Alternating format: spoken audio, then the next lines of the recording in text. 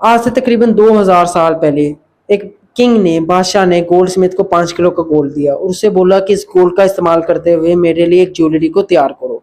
Gold Smith ने 5 kilo का gold लिया, घर जाकर उसे ट्रांसफॉर्म करने लग पड़ा ज्वेलरी में। लेकिन ट्रांसफॉर्म करते हुए इसके जहन में करप्शन आ गई। उसने बोला कि बादशाह को, सोचा कि बादशाह को क्या ही पता चलेगा अगर इस 5 किलो में से मैं 1 किलो का सोना अपने लिए निकाल लूं और इसमें मैं 1 किलो का सिल्वर ऐड कर दूंगा तो नेट मैच तो 5 किलो ही होगा, तो बादशाह मुझे कैसे पकड़ पाएगा। उसने ऐसा ही किया और वो ज्वेलरी तैयार करके बादशाह के पास पहुंच गया। लेकिन बादशाह को भी महसूस हुआ कि गोल्डस्मिथ ने इसमें कुछ ना कुछ करप्शन की है। लेकिन दिक्कत ये थी कि वो इस करप्शन को पकड़े कैसे, प्रूव कैसे करे। तो उसने ये टास्क सौंपा अपने वक्त के सबसे बड़े साइंटिस्ट फिजिसिस्ट आर्किमिडीज को बुलाया और उससे बोला कि प्रूव करो कि क्या गोल्डस्मिथ ने इस ज्वेलरी में करप्शन की है कि नहीं की। अब गोल्डस्मिथ सोच में पड़ रहे हैं, रात दिन एक ही बात सोच रहे हैं कि कैसे प्रूव करे कि गोल्डस्मिथ ने इसमें करप्शन की है कि नहीं, क्योंकि बादशाह ने तो 5 किलो का मैच दिया था और वो भी 5 किलो का ही लेकर है, लेकिन प्रूफ करना है कि करप्शन की है कि नहीं की। अब ये सारा कुछ सोचते हुए टब में नहाने के लिए जाते हैं। जैसे ही वो टब में बैठते हैं तो टब ऊपर तक पानी से भरा होता है। पानी में बैठते हैं तो पानी डिस्प्लेस होता है, पानी बाहर आता है। जैसे वो पानी को बाहर आता हुआ देखते हैं तो उनके जहन में एक पॉइंट क्लिक करता है और वो टब से बाहर आते हैं और सर पर दौड़ लगा देते हैं और कहते जाते हैं, यूरिका यूरिका यूरिका, मुझे पता लग गया, I have found it, I have found it, I have found it.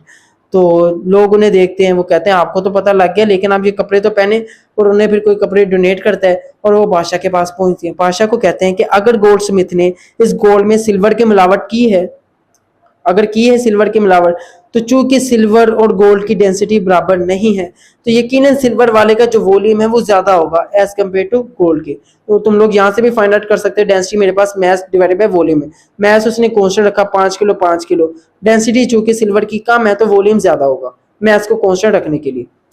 तो बहरहाल सिल्वर वाले का वॉल्यूम कुछ ना कुछ ज्यादा होगा as compare to pure gold.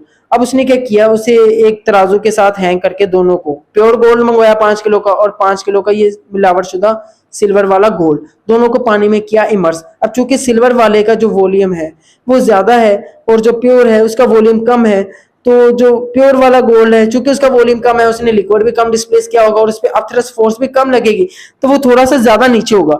जबकि एज कम्पेयर टू जो सिल्वर वाला है उसका जो वॉल्यूम है वो ज्यादा है, उसने लिक्विड को भी ज्यादा डिस्प्लेस किया होगा, लिक्विड को ज्यादा डिस्प्लेस किया तो उसमें अपथरस फोर्स भी ज्यादा लगेगी। तो अपथरस फोर्स ज्यादा लगने की वजह से क्या होगा, पानी में वो थोड़ा सा ऊपर होगा सिल्वर वाला, जबकि गोल्ड वाला थोड़ा सा नीचे होगा। सिल्वर वाले का पानी में ऊपर होना ये प्रूफ करता है कि इसमें गोल्ड स्मिथ ने सिल्वर की मिलावट की है। तो इस तरीके से आर्किमिडीज ने गोल्ड स्मिथ की करप्शन को डिटेक्ट किया, फाइंड आउट किया और एट द एंड उसे फांसी होगी। सॉरी। तो बच्चों ये थी आज की कहानी, उम्मीद है पसंद आया होगा। इजाजत दो, अल्लाह हाफिज।